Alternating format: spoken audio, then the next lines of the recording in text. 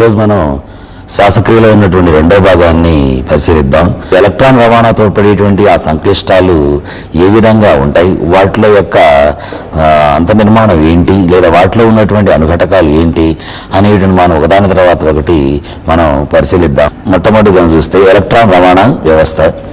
ఇందులో చెప్పినట్టు పై 3 దశల్లో అంటే గ్లైకాలసిస్లో, క్రెబ్స్ వలయంలో, పైరువిక్ ఆమ్ల ఎస్టైల్ కోఎంజైమ్గా మార్పడినప్పుడు ఏర్పడినటువంటి NADH2లు, FADH2లు ఈ దశలో అంటే ఎలక్ట్రాన్ రవాణా వ్యవస్థలో ఆక్సీకరణం చెందడం వలన ATPలు అనేటువంటి ఏర్పడతాయి. కాబట్టి ఈ ATPలు ADPలు మరియు PL నుంచి ఏర్పడతాయి. కాబట్టి దీనిని ఆక్సీకరణ ఫాస్ఫోరిలేషన్ అని కూడా అంటారు.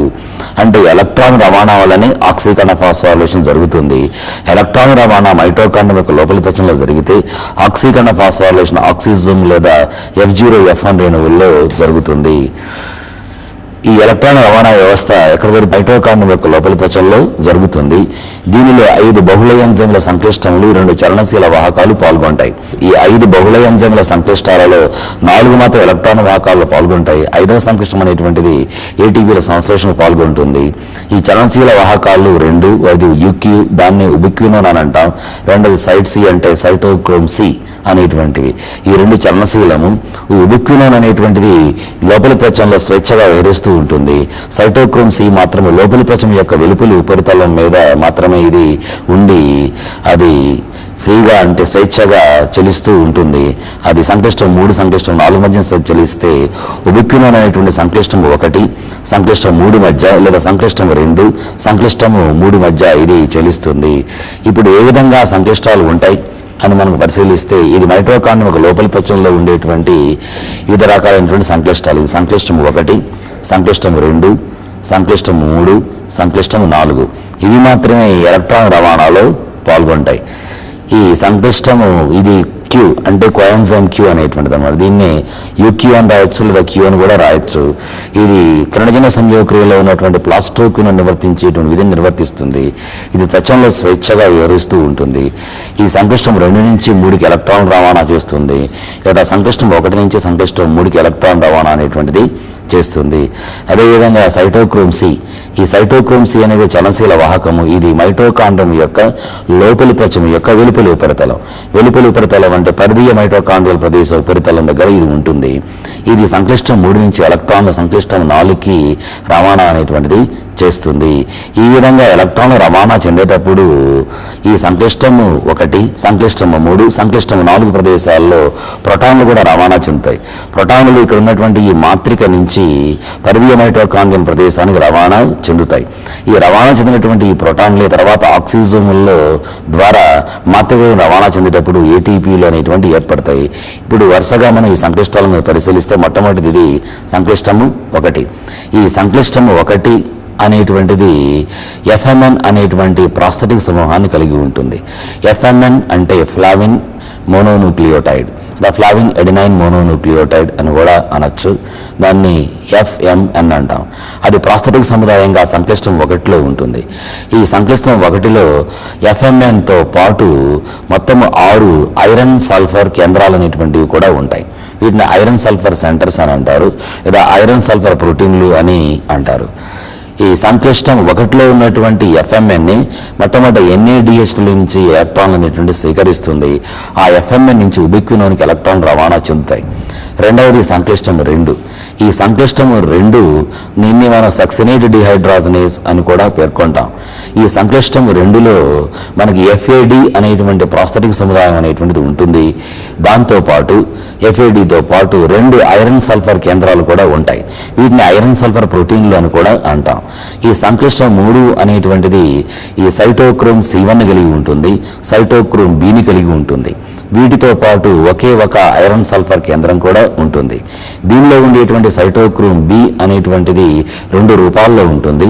ఒక రూపాన్ని సైటోక్రోమ్ B 560 అంటే రెండవ రూపాన్ని సైటోక్రోమ్ B 565 అని అంటాం.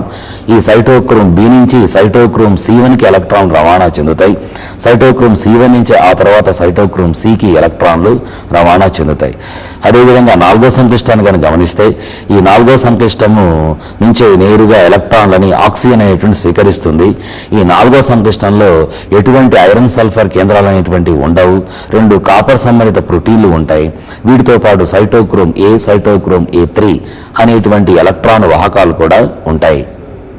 కాబట్టి ఈ 4 సంక్లిష్టాలు ప్రోటీన్ల నిర్మితాలు. ఈ 4 సంక్లిష్టాల్లో ఉండేటువంటి అనుఘటకాల ద్వారానే ఎలక్ట్రాన్ల రవాణా అనేటువంటి జరుగుతుంది. ఈ సంక్లిష్టాలు 1, 2, 3, 4 అనేటువంటివి. సంక్లిష్టం 1నే మనం NADH డిహైడ్రాజినేజ్ అనొచ్చు. సంక్లిష్టం 2నే సక్సినిక్ డిహైడ్రాజినేజ్ అని పేర్కొనవచ్చు. సంక్లిష్టం 3ని సైటోక్రోమ్ సి రిడక్టేజ్ అనొచ్చు. సంక్లిష్టం 4ని సైటోక్రోమ్ సి ఆక్సిడేజ్ అనొచ్చు. ఎందుకంటే సైటోక్రోమ్ సిని క్షయకరణం చేస్తే రిడక్టేజ్ అంటాం, సైటోక్రోమ్ సిని ఆక్సీకరణం చేస్తే ఆక్సిడేజ్ అని మనం పేర్కొంటాం. ఈ తర్వాత కలిపిస్తే ఉబిక్వినోన్ అని సైటోక్రోమ్ సి అనేటువంటి చలనశీల అని చెప్పాను నేను. ఒక రకమైనటువంటి క్వినోన్ ఉబిక్వినోన్, ఇది పాస్టోక్వినోన్ పోలి ఉంటుంది. త్వచంలో స్వేచ్ఛగా విసరణ చెందుతుంది, అంటే స్వేచ్ఛగా ఇది అటు నుంచి ఇటు రవాణా చెందుతుంది అనమాట. సైటోక్రోమ్ సి ఇది సంక్లిష్టం 3, 4 సంక్లిష్టముల మధ్య చలనశీల వాహకంగా పనిచేస్తుంది. సంక్లిష్టం 5 అనేటువంటిది ఏటీపీ సింథేజ్ లేదా F0F1 కాంప్లెక్స్ లేదా F0F1 ATPase అని దీన్ని మనం పేర్కొంటాం. ఆ తర్వాత మనం ఈ F0F1 సంక్లిష్టంగా కనుక పరిశీలిస్తే F0F1 సంక్లిష్టంలో ఇది తోక భాగము, ఇది తల భాగము. ఇక్కడ క్లియర్గా అయితే ఇది తోక భాగము, తల భాగము. ఈ తోక భాగాన్ని F0 అని అంటాం, తల భాగాన్ని F1 అని అంటాం. ఈ F0 గుండా స్వేచ్ఛగా ప్రోటాన్లను రవాణా చెందుతాయి. ఈ ప్రోటాన్ రవాణా చెందేటప్పుడు F1లో ఉన్నటువంటి భ్రమణ యంత్రం అనేటువంటిది తిరగటం వలన శక్తికి ADPలు PI విలీనం చెంది ATPలు ఏర్పడతాయి. దీన్ని మనం ఆక్సీకరణ ఫాస్ఫారిలేషన్ అని పేర్కొంటాం. ఈ ప్రోటాన్ల రవాణా వలన ఆక్సీకరణ ఫాస్ఫారిలేషన్ జరగడం అనేటువంటిది కేమియాస్మాటిక్ విధానంలో జరుగుతుంది. ఇది కేమియాస్మాటిక్ పరికల్పన ప్రకారం జరుగుతుంది. ఇప్పుడు మనకు ఎలక్ట్రాన్లు ఏ విధంగా రవాణా చెందుతాయి ఒకసారిగా దీన్ని పరిశీలిస్తే ఇక్కడ మనకి NADHలు మాత్రికలో ఏర్పడినటువంటి NADHలు. అదేవిధంగా సక్సనిక్ ఆమ్లము ఫిమరిక్ ఆమ్లంగా క్రెబ్స్ వలయంలో మారేటప్పుడు మనకి FADHలు అనేటువంటి ఏర్పడతాయి. అంటే సక్సనిక్ ఆమ్లం నుంచి ఎలక్ట్రాన్లు అనేటువంటి విడుదల చెందుతాయి. ఎలక్ట్రాన్లు విభజించినటువంటి ఎలక్ట్రాన్లని FAD స్వీకరిస్తుంది. దాంతోపాటు ప్రోటాన్లు కూడా స్వీకరించి FADH2 అనేటువంటిది ఏర్పడుతుంది. అంటే NADH2లు FADH2లు ఆక్సీకరణం చెందేటప్పుడు ఈ ఎలక్ట్రాన్ రవాణా అనేది జరుగుతుంది. సౌలభ్యం కోసం మనం NADH2 తోటి ప్రారంభిద్దాం. ఎందువలంటే గ్లైకాసిస్లో ఏర్పడేటువంటివి NADH2లే. పైరువిక్ ఆమ్లం నుంచి అసిటైల్ కోఎంజైమ్ ఏర్పడేవి కూడా NADH2లే. అదేవిధంగా క్రెబ్స్ వలయంలో మనకి అనేకంగా ఏర్పడేటువంటి క్షయకరణ శక్తులన్నీ కూడా NADH2లే. ఈ NADH2నే మనం ఈ NADH2 ఆక్సీకరణ చెందడానికి తోడ్పడేటువంటి ఈ సంక్లిష్టాన్ని మనం ఏమంటామని చెప్పాము? NADH డిహైడ్రాజినేజ్ సంక్లిష్టం 1. అంటే ఇది సంక్లిష్టము 1. ఈ సంక్లిష్టము 1 NADH2లను ఆక్సీకరణం చేస్తుంది. ఆక్సీకరణ చేయడం వల్ల ఎలక్ట్రాన్లు అనేటువంటి వెలువడతాయి, ప్రోటాన్లు కూడా వెలువడతాయి. ఈ ఎలక్ట్రాన్లని FMN అనేటువంటి స్వీకరిస్తుంది. ప్రతి NADH నుంచి 2 ఎలక్ట్రాన్లు వెలువడతాయి. ఈ 2 ఎలక్ట్రాన్లని ఈ FMN అనేటువంటిది స్వీకరిస్తుంది. ఈ FMN అనేటువంటి ఎలక్ట్రాన్లతో పాటు ప్రోటాన్లు కూడా స్వీకరిస్తుంది. ఈ విధంగా NADH2 నుంచి సంక్లిష్టం 1లో ఉన్నటువంటి FMNకి ఎలక్ట్రాన్లు రవాణా చెందేటప్పుడు ప్రతి ఒక ఎలక్ట్రాన్కి 2 ప్రోటాన్లు అనేటువంటివి సంక్లిష్టం 1 ద్వారా పరిధీయ మైటోకాండ్రియల్ ప్రదేశంలోనికి రవాణా చెందుతాయి. ఇది మాత్రిక, ఇది త్వచము, ఇది పరిధీయ మైటోకాండ్రియల్ ప్రదేశం. ఒక్కొక్క ఎలక్ట్రాన్ సంక్లిష్టము 1 ద్వారా రవాణా చెందేటప్పుడు NADH2 నుంచి 2 ప్రోటాన్లు రవాణా చెందుతాయి. కాబట్టి ప్రతి NADHలో 2 ఎలక్ట్రాన్లు ఉంటాయి. కావున ప్రతి 2 ఎలక్ట్రాన్లకి 4 ప్రోటాన్లు అనేటువంటివి సంక్లిష్టం 1 ద్వారా పరిధీయ మైటోకాండ్రియల్ ప్రదేశంలోనికి రవాణా చెందుతాయి. అంటే సంక్లిష్టం 1 పాల్గొనేటప్పుడు NADH2 ఆక్సీకరణం చెందినప్పుడు ప్రతి 2 ఎలక్ట్రాన్లకి 4 ప్రోటాన్లు రవాణా చెందుతాయి. అది బాగా ఇక్కడ గుర్తుపెట్టుకోవాల్సినటువంటి అంశం. ఈ సంక్లిష్టం 1 నుంచి ఎలక్ట్రాన్లు అనేటువంటిది ఉబిక్వినోన్ అనేటువంటిది స్వీకరిస్తుంది. UQ అంటే ఉబిక్వినోన్. ఇది మైటోకాండ్రియం యొక్క లోపలి త్వచంలో స్వేచ్ఛగా విసరణ చెందుతుంది లేదా విహరిస్తుంది. ఇది చలనశీల వాహకం. ఇది సంక్లిష్టం 1 నుంచి సంక్లిష్టం 3కి లేదా సంక్లిష్టం 2 నుంచి సంక్లిష్టం 3కి ఎలక్ట్రాన్ల రవాణా చేయడానికి తోడ్పడుతుంది. ఈ ఉబిక్వినోన్ అనేటువంటిది ఉబిసెమిక్వినోన్ అనేటువంటి రూపంలో ఉంటుంది. ఉబిసెమిక్వినోన్ అంటే UQ- అని కూడా చెప్పవచ్చు. అది ఒక ఎలక్ట్రాన్ సంక్లిష్టం 1 నుంచి కనుక స్వీకరిస్తే ప్రతి ఒక ఎలక్ట్రాన్ ఇక్కడి నుంచి సంక్లిష్టం 1 నుంచి స్వీకరించినప్పుడు అది 2 ప్రోటాన్లని ఎక్కడి నుంచి స్వీకరిస్తుంది? మాత్రిక నుంచి 2 ప్రోటాన్లని స్వీకరిస్తుంది. ఒక ఎలక్ట్రాన్ని ఎఫ్ఎంఎన్ నుంచి లేదా సంక్లిష్టం 1 నుంచి స్వీకరించేటప్పుడు 2 ప్రోటాన్లు మాత్రిక నుంచి ఇది స్వీకరిస్తుంది. ఫలితంగా అది ఉబిక్వినాల్ లేదా UQH2గా మారుతుంది. ఎప్పుడైతే ఈ UQH2 ఏర్పడి అది సంక్లిష్టము 3 ప్రదేశం దగ్గర చేరుతుందో అప్పుడు UQH2 లేదా ఉబిక్వినాల్ అనేటువంటి ఆక్సీకరణం చెందుతుంది. ఆ విధంగా ఆక్సీకరణం చెందేప్పుడు వెలువ ఉన్నటువంటి 2 ఎలక్ట్రాన్లని ఇది సంక్లిష్టం 3కి ఇస్తుంది. దానిలో ఉన్నటువంటి మొత్తం 4 ప్రోటాన్లని అది బయటకు వెలువరిస్తుంది. అంటే UQH2 ఆక్సీకరణం చెందటం వలన ప్రతి ఒక ఎలక్ట్రాన్ ఉన్న సైటోక్రోమ్ Bకి ఇస్తుంది, UK మైనస్గా మారుతుంది. 2 ప్రోటాన్లు మాత్రము ఈ పరిధీయ మైటోకాండ్రియం ప్రదేశంలో రవాణా చెందుతాయి. ఒక ఎలక్ట్రాన్ ఇస్తే 2 ప్రోటాన్లు రవాణా చెందుతాయి, 2 ఎలక్ట్రాన్లు ఇస్తే 4 ప్రోటాన్లు అనేవి రవాణా చెందుతాయి. ఈ విధంగా 4 ప్రోటాన్లు రవాణా చెందటం ఇక్కడ స్పష్టంగా చూపించబడింది. అంటే సంక్లిష్టం 1 నుంచి ఉబిక్వినోన్ ద్వారా సంక్లిష్టం 3కి ఎలక్ట్రాన్లు రవాణా చెందేటప్పుడు ప్రతి జత ఎలక్ట్రాన్ల రవాణాకి మొత్తం 4 ప్రోటాన్లు సంక్లిష్టం 3 ద్వారా పరిధీయ మైటోకాండ్రియం ప్రదేశంలోనికి రవాణా చెందుతాయి. అంటే ఉబిక్వినోన్ నుంచి సంక్లిష్టం 3లో ఉన్నటువంటి సైటోక్రోమ్ B ఎలక్ట్రాన్ స్వీకరిస్తుంది. ఈ సైటోక్రోమ్ B నుంచి ఎలక్ట్రాన్లని సైటోక్రోమ్ C1 అనేటువంటి స్వీకరిస్తుంది. ఈ సైటోక్రోమ్ C1 నుంచి ఎలక్ట్రాన్లను సైటోక్రోమ్ C అనేటువంటి ఎలక్ట్రాన్ వాహకం స్వీకరిస్తుంది. ఈ సైటోక్రోమ్ Cని ఎలక్ట్రాన్లను ఇచ్చి ఈ సంక్లిష్టం అనేటువంటిది సైటోక్రోమ్ Cని క్షయకరణం చేస్తుంది. కాబట్టి సంక్లిష్టం 3ని సైటోక్రోమ్ C రిడక్టేస్ అని కూడా అని అంటాం. ఈ సైటోక్రోమ్ C నుంచి ఎలక్ట్రాన్లు దేనికి అందించబడతాయి? సంక్లిష్టం 4కి అందించబడతాయి. ఈ సంక్లిష్టం 4 స్థిరంగా ఉంటుంది. ఈ సంక్లిష్టం 4కి ఇది ఎలక్ట్రాన్లు అందించేటప్పుడు ప్రతి ఒక ఎలక్ట్రాన్ అందించేటప్పుడు 1 ప్రోటాన్ రవాణా చెందుతుంది. అంటే మాత్రిక నుంచి ఒక ప్రోటాను పరిధీయ మైటోకాండ్రియల్ ప్రదేశానికి రవాణా చెందుతుంది. పరిధీయ మైటోకాండ్రియం ప్రదేశం రవాణా చెందుతుంది కాబట్టి 2 ఎలక్ట్రాన్లు రవాణా చెందాలంటే 2 ప్రోటాన్లు రవాణా చెందుతాయి. సైటోక్రోమ్ C నుంచి ఎలక్ట్రాన్లని సైటోక్రోమ్ A అనేటువంటి స్వీకరిస్తుంది. సైటోక్రోమ్ A నుంచి సైటోక్రోమ్ A3 అనేటువంటిది ఎలక్ట్రాన్లని స్వీకరిస్తుంది. అంటే ఈ క్షయకరణం చెందినటువంటి సైటోక్రోమ్ C నుంచి ఎలక్ట్రాన్లను లాగి ఈ సంక్లిష్టం అనేటువంటి సైటోక్రోమ్ Cని ఆక్సీకరణం చేస్తుంది. కాబట్టి 4వ సంక్లిష్టాన్ని సైటోక్రోమ్ C ఆక్సిడేస్ అని కూడా పేర్కొంటాం. ఈ విధంగా సైటోక్రోమ్ A3 నుంచి అయినటువంటి ఎలక్ట్రాన్లని ఈలోగా ఆక్సిజన్ స్వీకరిస్తుంది. ప్రతి అణువు ఆక్సిజన్ లేదా ఒక పరమాణు ఆక్సిజన్ను ఈ 2 ఎలక్ట్రాన్ స్వీకరించడంతో పాటు 2 ప్రోటాన్లను కూడా వినియోగించుకొని ఒక అణువు నీరు అనేటువంటిది ఏర్పడుతుంది. అంటే ఒక అణువు NaDH2 మాత్రికలో ఏర్పడినటువంటి ప్రతి ఒక అణువు NaDH2 సంక్లిష్టము 1 ఉబిక్వినోను, సంక్లిష్టము 3 సైటోక్రోమ్ C, సంక్లిష్టము 4 ద్వారా ఆక్సీకరణం చెంది ఆక్సిజన్ పరమాణుం చేరినప్పుడు మనకు మొత్తం ఎన్ని ప్రోటాన్లు ఇక్కడ రవాణా చెందుతాయి? ఇక్కడ 4 ప్రోటాన్లు, ఇక్కడ 2 ప్రోటాన్లు, అంటే మొత్తం 10 ప్రోటాన్లు అనేటువంటి రవాణా చెందుతాయి. మొత్తం 10 ప్రోటాన్ల రవాణా చెందుతాయి. ఫలితంగా ఇక్కడ ఒక అణువు నీరు అనేటువంటిది ఏర్పడుతుంది. ఈ 10 ప్రోటాన్లు ఆ తరువాత F0F1 సంక్లిష్టంలో ఉన్నటువంటి ప్రోటాను కుల్య ద్వారా ప్రయాణించేటప్పుడు F1లో ఉన్నటువంటి భ్రమణ యంత్రాన్ని చలింపజేయటం వలన ప్రతి 3 ప్రోటాన్లకు ఒక ATP సంశ్లేషణ జరిగితే 10 ప్రోటాన్లకి కనీసం 3 ATPల సంశ్లేషణ జరుగుతుంది. అంటే ఒక NaDH2 సంపూర్ణంగా ఎలక్ట్రాన్ రవాణా వ్యవస్థలో వివిధ ఎలక్ట్రాన్ వాహకాల ద్వారా ఆక్సీకరణం చెందడం వలన మొత్తము పరిధీయ మైటోకాండ్రియం ప్రదేశంలో 10 ప్రోటాన్లు నిక్షేపణ చెందుతాయి. ఈ 10 ప్రోటాన్లు 3 ATPల సంశ్లేషణకు తోడ్పడతాయి. వీటితో పాటు ఒక పరమాణు ఆక్సిజన్ వినియోగం చెందటం వలన ఒక అణువు నీరు కూడా ఏర్పడుతుంది. అదే FADH2 కనుక ఆక్సీకరణం చెందితే అంటే సక్సనిక్ ఆమ్లం హ్యూమరిక్ ఆమ్లంగా క్రెబ్స్ వలయంలో కనుక మారితే ఈ సక్సనిక్ ఆమ్లం హ్యూమరిక్ ఆమ్లంగా మారేటప్పుడు ఈ సక్సనిక్ ఆమ్లం ఎలక్ట్రాన్లను ప్రోటాన్లను పోగొట్టుకున్నటువంటి ఎలక్ట్రాన్లు మరియు ప్రోటాన్లని FAD అనేటువంటి స్వీకరిస్తుంది. ఈ FAD నుంచి ఇది ఎలక్ట్రాన్లను ఉబిక్వినోన్ అనేటువంటి స్వీకరిస్తుంది. అంటే ఉబిసినిక్వినోన్ అనేది స్వీకరిస్తుంది. ప్రతి ఒక ఎలక్ట్రాన్ స్వీకరించేటప్పుడు ఉబిక్వినోను 2 ప్రోటాన్లని ఈ మాత్రిక నుంచి స్వీకరిస్తుంది. 2 ఎలక్ట్రాన్ స్వీకరించినప్పుడు UQH2 అనేటువంటి 2 అణువులు ఏర్పడుతుంది. ఫలితంగా 4 ప్రోటాన్లు ఇది మాత్రిక నుంచి స్వీకరిస్తుంది. ఈ ఉబిక్వినాల్ అనేటువంటి ఆక్సీకరణం చెందేటప్పుడు ఎలక్ట్రాన్లు అది సంక్లిష్టం 3కి ఇస్తుంది. అంటే సంక్లిష్టం 3లో ఉన్నటువంటి సైటోక్రోమ్ C1 అనే దానికి ఇస్తుంది. ఈ సంక్లిష్ట మోడ్లో ఉన్నటువంటి సైటోక్రోమ్ C1కి ఇచ్చేటప్పుడే ఈ యుబిక్వినోన్లో ఉన్నటువంటి 4 ప్రోటాన్లు కూడా పరిధీయ మైటోకాండ్రియం ప్రదేశంలో రవాణా చెందుతాయి.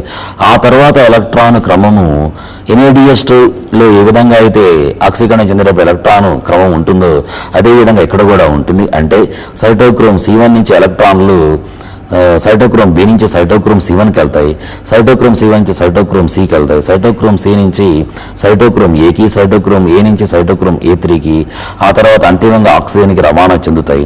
ఈ విధంగా సక్సనిక్ ఆమ్లం ఫిమరిక్ ఆమ్లంగా మారేటప్పుడు ఏర్పడినటువంటి FADH2 ఆక్సీకరణం చెందటం వలన వీటి ద్వారా ఉబిక్వినోన్ ఈ సంక్లిష్టము 3 సైటోక్రోమ్ C సంక్లిష్టము 4 ద్వారా ఎలక్ట్రాను రవాణా జరిగి ఆక్సిజన్ చేరేటప్పుడు ఇక్కడ అంటే పరిధీయ మైటోకాండ్రియం ప్రదేశంలో 4+2 మొత్తము 6 ప్రోటాన్ల యొక్క నిక్షేపణ అనేటువంటి జరుగుతుంది. వీటితో పాటు ఒక అణువు నీరు కూడా ఏర్పడుతుంది.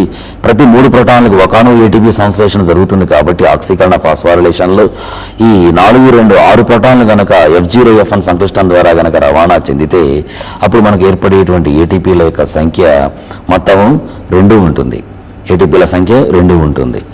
అంటే NADH ఆక్సీకరణం చెందేటప్పుడు 3 ATPలు ఏర్పడతాయి, FADH ఆక్సీకరణం చెందేటప్పుడు 2 ATPలు అనేటువంటివి ఏర్పడతాయి.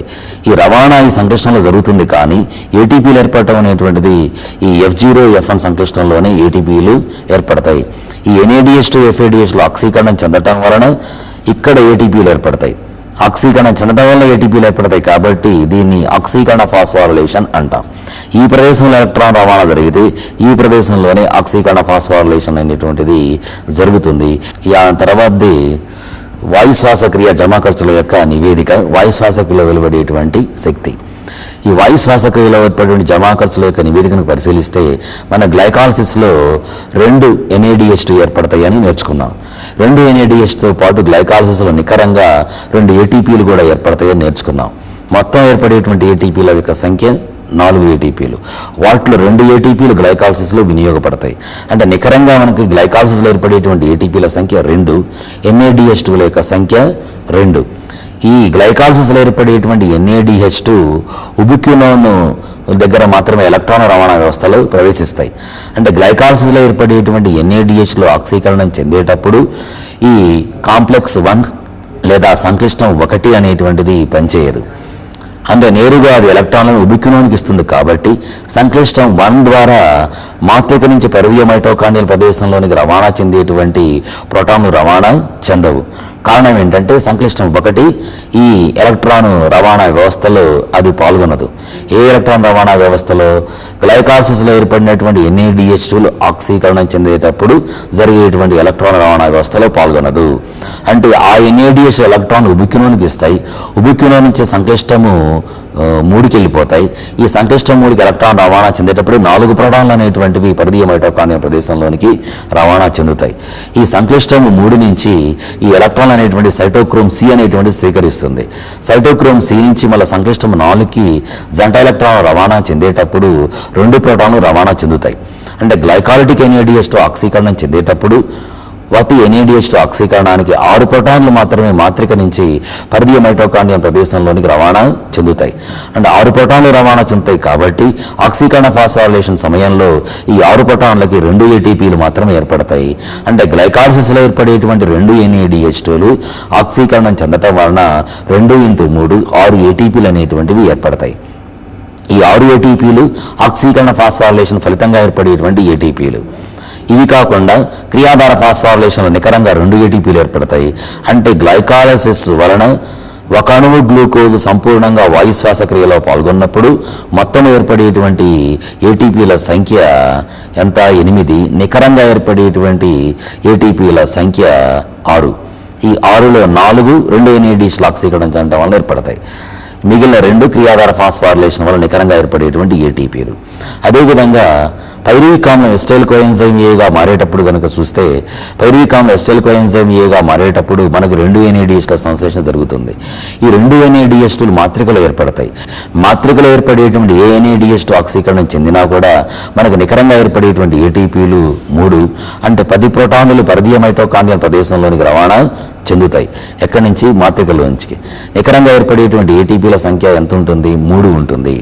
అంటే పైరువిక్ ఆమ్ల ఎస్టైల్ కోఎంజైమ్ ఏగా మారేటప్పుడు మనకు నికరంగా ఏర్పడేటువంటి ఏటీపీలు ఎలక్ట్రాన్ రవాణా వ్యవస్థలో ఏర్పడే ఏటీపీలు 6. అంటే అక్కడ 6, ఇంత క్రితం మనకి నికరంగా గ్లైకాలసిస్లో కూడా 6 ఏర్పడ్డాయి. ఇక్కడ 6 ఇక్కడ వరకు 12 ఏర్పడ్డాయి. అదే క్రెబ్స్ వలయాన్ని కనుక పరిశీలిస్తే ఈ క్రెబ్స్ వలయంలో మనకి ఏర్పడేటువంటి ఎన్ఏడిఎస్టుల యొక్క సంఖ్య 6, ఎఫ్ఏడిఎస్టుల సంఖ్య 2. ఒక ఎన్ఏడిఎస్ట్ ఆక్సీకరణం వల్ల 3 ఏటీపీలు ఏర్పడతాయి. అంటే 6 ఎన్ఏడిఎస్టుల ఆక్సీకరణం వల్ల 6 × 3 18 ఏటీపీలు అనేటువంటివి ఏర్పడతాయి. ఒక ఎఫ్ఏడిఎస్ట్ ఆక్సీకరణం చెందేటప్పుడు 2 ఏటీపీలు ఏర్పడతాయని తెలుసుకున్నాం. ఎఫ్ఏడిఎస్ట్ సక్సనిక్ ఆమ్లం ఫెమరిక్ ఆమ్లంగా మారేటప్పుడు ఏర్పడతాయి. ఒక ఎఫ్ఏడిఎస్ట్కి 2 ఏటీపీలు ఏర్పడతాయి. 2 ఎఫ్ఏడిఎస్ట్ల యొక్క ఆక్సీకరణం వలన 2 × 2 4 ఏటీపీలు ఏర్పడతాయి. అంతక్రితం 18 ఏటీపీలు, ఈ 4 ఏటీపీలు మొత్తం 22 ఏటీపీలు. మిగిలిన 2 ఏటీపీలు క్రియాధార ఫాస్ఫారిలేషన్లో ఏర్పడతాయి. అంటే సక్సినిల్ కోఎంజైమ్ ఏ, సక్సినిల్ థయోకైనేజ్ అనేటువంటి ఎంజైమ్ సమక్షంలో ఈ సక్సినిక్ ఆమ్లంగా మారేటప్పుడు మనకి 2 ఏటీపీలు అనేటువంటి ఏర్పడ్డాయి. అంటే 22 + 2 మొత్తం 24 ఏటీపీలు. ఈ 24 ఏటీపీలు క్రెబ్స్ వలయం వలన ఏర్పడతాయి. క్రెబ్స్ వలయం వలన 24 ఏటీపీలు ప్లస్ పైరువిక్ ఆమ్లం ఎస్టైల్ కోఎంజైమ్గా మారేటప్పుడు మొత్తం ఏర్పడేటువంటి ఏటీపీలు 6 ఏటీపీలు, 24 + 6 మొత్తం 30 ఏటీపీలు. అదే గ్లైకాలసిస్ వలన మనకు ఏర్పడేటువంటి ఏటీపీలు 6, మొత్తం 36 ఏటీపీలు ఏర్పడతాయి. అంటే నికరంగా ఏర్పడేటువంటి ఏటీపీల సంఖ్య 36.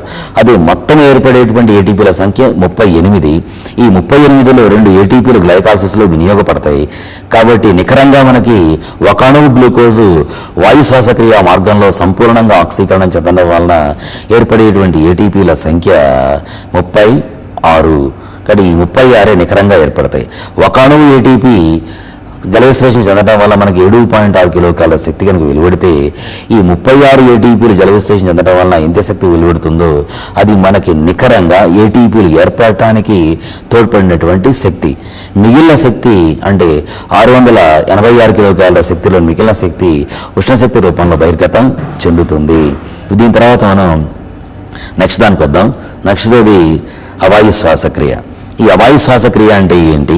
అవాయు శ్వాసక్రియ జరుపుకునేటువంటి జీవులు ఎన్ని రకాలు? అవికల్ప జీవులు, వైకల్పిక జీవులు. వీటి ఉదాహరణలు ఏంటి? ఇక్కడ అవికల్ప అవాయు జీవులకు ఉదాహరణగా క్లాస్ట్రీడియం బాటిలియం చెప్పొచ్చు. వైకల్పిక అవాయు జీవులకు ఉదాహరణగా ఈస్ట్లను చెప్పుకోవచ్చు. ఈ అవాయు శ్వాసక్రియ యాంత్రికము అంటే ఏంటి? ఈ అవాయు శ్వాసక్రియ అంటే ఏదైనా కర్బన పదార్థము లేదా శ్వాసక్రియ క్రియాధారము ఆక్సిజన్ రహిత వాతావరణంలో పాక్షికంగా ఆక్సీకరణం చెంది అల్ప శక్తిని కార్బన్ డయాక్సైడ్ను పాక్షికంగా ఆక్సీకరణం చెందినటువంటి ప్రధాన ఉత్పన్నాన్ని ఏర్పరుస్తాయో దాన్ని అవాయు శ్వాసక్రియ అని అంటాం. ఈ కిణ్వనాన్ని దగ్గరకు వస్తే ఈ కిణ్వనాన్ని మొట్టమొదట గెలూజాక్ అనేటువంటి శాస్త్రవేత్త కనుగొన్నాడు. కిణ్వనం అనేటువంటి పదాన్ని చెందిన వాడు ప్యాస్చర్. ఈ ప్యాస్చర్ అనేటువంటి వాడు ఈ కిణ్వనాన్ని ఈస్టుల్లో మొట్టమొదట పరిశీలించాడు. ఈ కిణ్వనం అనే పేరుని ప్యాస్చర్ అనేటువంటి వాడు ఇచ్చాడు. ఈ కిణ్వనంలో ఈ గ్లైకాలసిస్ యొక్క అంత్యోత్పన్నమైనటువంటి పైరువిక్ ఆమ్లము ఫర్దర్ అంటే తర్వాత ఆక్సీకరణానికి లోనవుతుంది. ఈ ఆక్సీకరణ సమయంలో తప్పనిసరిగా ఎన్ఏడిఎస్లు అనేటువంటి వినియోగించబడతాయి. కార్బన్ డయాక్సైడ్ చాలా రకాల కిణ్వనాల్లో వెలువడుతుంది. కొన్ని కిణ్వనాల్లో కార్బన్ డయాక్సైడ్ వాయువు వెలువడకపోవచ్చు. ఉదాహరణకి లాక్టిక్ ఆమ్ల కిణ్వనాల్లో కార్బన్ డయాక్సైడ్ వాయువు అనేటువంటి విడుదల కాదు. ఈ కిణ్వనంలో ఏర్పడేటువంటి ఉత్పన్నం ఆధారంగా కిణ్వనాన్ని వివిధ రకాలుగా వర్గీకరించారు. మీకు సిలబస్లో ఉన్నటువంటి కిణ్వనము అనేటువంటిది ఆల్కహాల్ కిణ్వనము. ఈ అవాయు శ్వాసక్రియ ఆధారంగా మనం జీవుల్ని 2 రకాలుగా విభజించాం. అవి అవికల్ప జీవులు మరియు వైకల్ప జీవులు. ఈ అవికల్ప జీవులు అంటే ఈ అవికల్ప జీవులు కేవలం ఆక్సిజన్ రహిత వాతావరణం మాత్రంలో ఇవి నివసించగలవు. ఆక్సిజన్ కనుక ఉంటే శ్వాసక్రియ నిర్వర్తించలేవు. ఆక్సిజన్ లేకపోతేనే శ్వాసక్రియ నిర్వర్తిస్తాయి. ఇది స్ట్రిక్ట్గా అంటే శుద్ధంగా ఇవి అవాయు శ్వాసక్రియనే జరుపుకుంటాయి. దీనికి ఉదాహరణగా క్లాస్ట్రీడియం చెప్పచ్చు. క్లాస్ట్రీడియంలోని ఏ జాతి అయినా కూడా ఇటువంటి జీవే. అదే వైకల్పిక అవాయు జీవులు అంటే సాధారణంగా అవాయు శ్వాసక్రియను జరుపుకుంటాయి. ఆక్సిజన్ కనుక లభ్యమైతే అప్పుడు వాయు శ్వాసక్రియను కూడా జరుపుకుంటాయి. ఆక్సిజన్ యుత వాతావరణంలో కూడా ఇవి అవాయు శ్వాసక్రియను జరుపుకోగలవు. ఈ 2వ రకానికి ఉదాహరణగా మనం ఈస్టుల్ని పేర్కొన్నాం. ఏ విధంగా ఈ కిణ్వన సమయంలో జీవరసాయన చర్యలు జరుగుతాయి అనేది మనం ఇప్పుడు పరిశీలిద్దాం. కిణ్వనంలో జరిగేటువంటి జీవరసాయన చర్యలు ఈ వాయు శ్వాసక్రియలో గ్లైకాలసిస్, కిణ్వనం అనే 2 దశలు ఉంటాయని పేర్కొన్నాం. గ్లైకాలసిస్ ఏ విధంగా అయితే వాయు శ్వాసక్రియలో ఉంటుందో అదే విధంగా ఉంటుంది. కిణ్వనం కనుక చూస్తే ఈ కిణ్వనంలో 2 చర్యలు ఉంటాయి. ఈ మొట్టమొదటి జీవరసాయన చర్యలో ఈ 2 అణువుల పైరువిక్ ఆమ్లం అనేటువంటిది డికార్బాక్సిలేషన్ గురి అయి 2 అణువుల ఎస్టాల్డిహైడ్ అనేటువంటిది ఏర్పడుతుంది. ఈ 2 అణువుల ఎస్టాల్డిహైడ్తో పాటు 2 అణువుల కార్బన్ డైఆక్సైడ్ కూడా వెలువడుతుంది. కార్బన్ డైఆక్సైడ్ వెలువడుతుంది కాబట్టి ఈ చర్యను మనము డికార్బాక్సిలేషన్ చర్య అని అంటాము. డికార్బాక్సిలేషన్ జరగడంతో పాటు ఎంజైమ్ మనము డికార్బాక్సిలేజ్ అని అంటాం. ఇక్కడ పైరువిక్ ఆమ్లము క్రియాధారం, చర్య డికార్బాక్సిలేషన్ చర్య. అందువలన ఈ ఎంజైమ్ని పైరువిక్ డికార్బాక్సిలేజ్ అని అంటాం. కాబట్టి కిణ్వనంలో మొట్టమొదటి జరిగేటువంటి చర్య లేదా ఆల్కహాల్ కిణ్వనంలో మొట్టమొదటి జరిగేటువంటి చర్య డికార్బాక్సిలేషన్ చర్య. రెండవ చర్య కనుక వస్తే ఈ రెండవ చర్యలో ఈ 2 అణువుల ఎస్టాల్డిహైడ్ అనేటువంటిది క్షయకరణం చేయబడి ఈథైల్ ఆల్కహాల్గా మారుతుంది. ఏదైనా ఆల్డిహైడ్ క్షయకరణం చేయబడింది అంటే ఆల్కహాల్గా మారుతుంది. ఆల్డిహైడ్ ఆక్సీకరణం చెందితే ఏదైనా ఆమ్లం ఏర్పడుతుంది. కానీ ఇక్కడ జరగబడేటువంటిది ఏంటి? క్షయకరణ చర్య. అంటే కిణ్వంలో జరిగేటువంటి రెండవ జీవరసాయన చర్య క్షయకరణ చర్య, మొదటి జీవరసాయన చర్య డికార్బాక్సిలేషన్ చర్య. ఈ 2 అణువుల ఎస్టాల్డిహైడ్ క్షయకరణం చేయబడేటప్పుడు గ్లైకాలసిస్లో మనకి ఏర్పడినటువంటి 2 NADH2లు వినియోగించబడటం వలన NADH2 కాస్త NADగా మారిపోతుంది. ఈ హైడ్రోజన్ పరమాణులు అనేటువంటివి ఎస్టాల్డిహైడ్ చేరటం వలన అది ఈథైల్ ఆల్కహాల్గా క్షయకరణం అనేటువంటిది చేయబడుతుంది. ఈ విధంగా కిణ్వనంలో మనకి 2 జీవరసాయన చర్యలు ఉంటాయి. ఈ చర్యలు కనుక విపులంగా పరిశీలిస్తే ఇది గ్లైకాలసిస్లో జరుగుతుంది. మనం నేర్చుకున్నాం గ్లైకాలసిస్లో నికరంగా 2 ATPలు ఏర్పడతాయని కూడా నేర్చుకున్నాం. ఈ గ్లైకాలసిస్లో 2 NADHలు కూడా ఏర్పడతాయని కూడా నేర్చుకున్నాం. ఈ 2 అణువుల పైరువిక్ ఆమ్లం ఏర్పడుతుంది. పైరువిక్ ఆమ్లం డికార్బాక్సిలేషన్ గురి అవుతుంది. ఫలితంగా ఎస్టాల్డిహైడ్ ఏర్పడుతుంది. ఈ ఎస్టాల్డిహైడ్ ఇథనాల్ లేదా ఆల్కహాల్గా మారేటప్పుడు ఈ గ్లైకాలసిస్లో ఏర్పడినటువంటి 2 NADHలను వినియోగించుకోవడం వలన ఆ NADH2లు నికరంగా ఏర్పడే NADHలు మనకి అవాయు శ్వాసక్రియలు 0 అవుతాయి. మొత్తం నికరంగా ఏర్పడేటువంటి ATPలు ఎన్ని ఉంటాయి అంటే 2 మాత్రమే ఉంటాయి. ఇప్పుడు వాయు అవాయు శ్వాసక్రియల మధ్య ఉన్న భేదాలు కనుక పరిశీలిస్తే ఈ వాయు శ్వాసక్రియ, అవాయు శ్వాసక్రియ.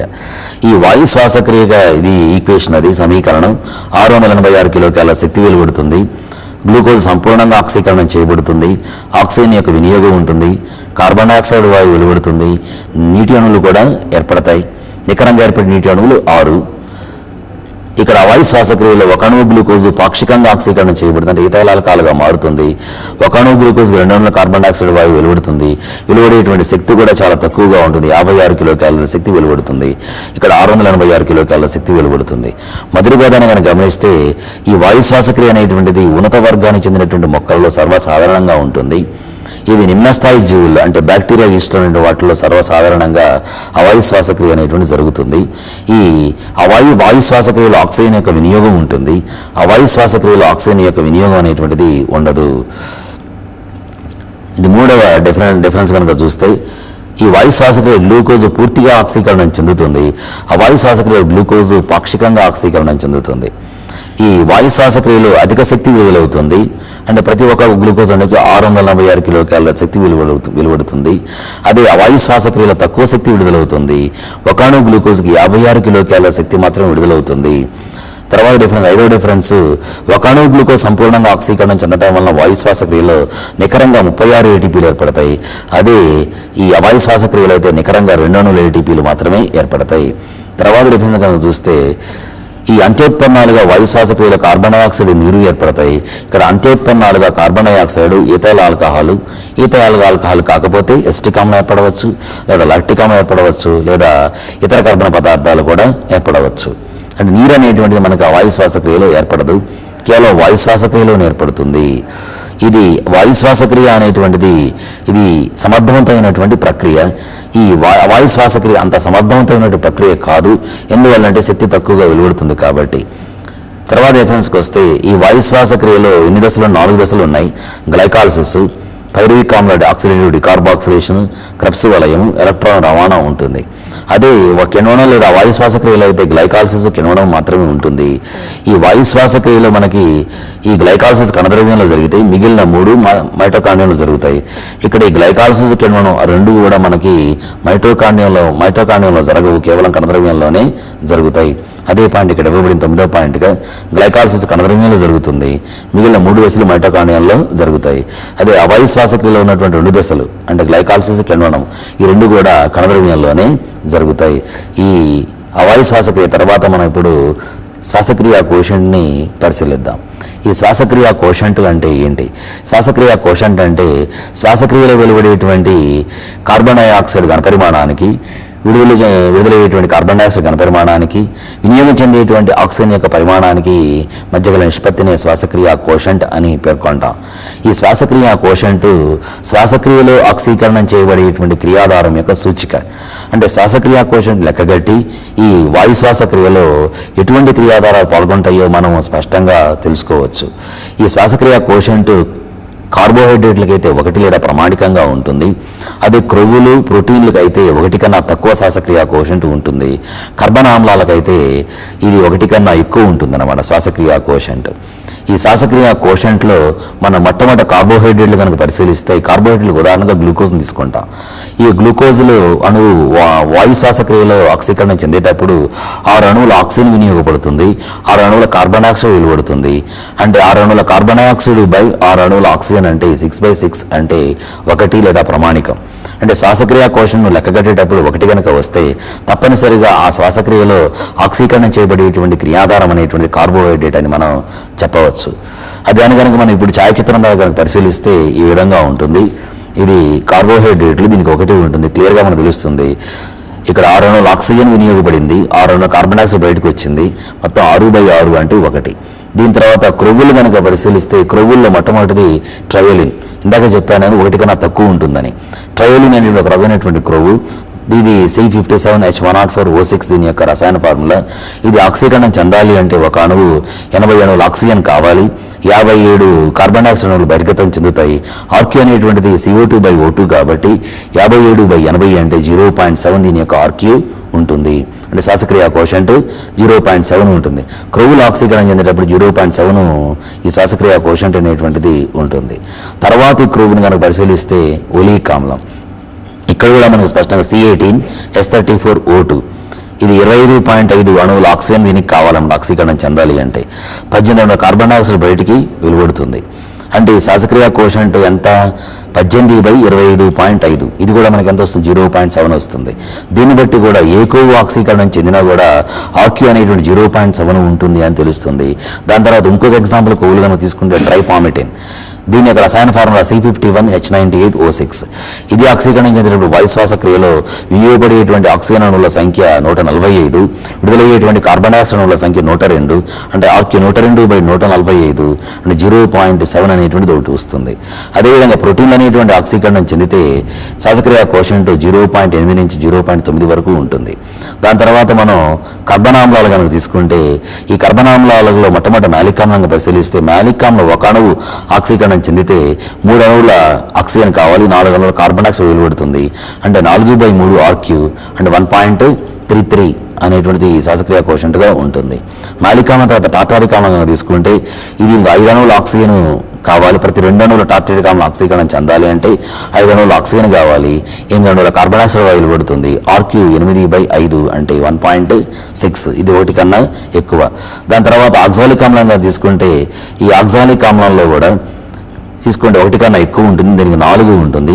2 అణువుల ఆక్సాలిక్ ఆమ్లము ఆక్సీకరణ చెందాలి అంటే 1 అణువు ఆక్సిజన్ కావాలి, 4 అణువుల కార్బన్ డయాక్సైడ్ వెలువడుతుంది. ఆర్క్యూ అనేటువంటిది 4/1 అంటే 4 అని అర్థం అనమాట. దీన్ని బట్టి కర్బనామ్లం ఆక్సీకరణ చెందడానికి మనకి 1 కన్నా ఎక్కువ ఆర్క్యూ అనేటువంటిది ఉంటుంది. శ్వాసక్రియలో మనం 3 దశల గురించి చదువుకున్నాం. వాయు శ్వాసక్రియ, అవాయు శ్వాసక్రియ గురించి కూడా చదువుకున్నాం. గ్లైకాలసిస్, క్రెబ్సోలం వాటి గురించి కూడా చదువుకున్నాం.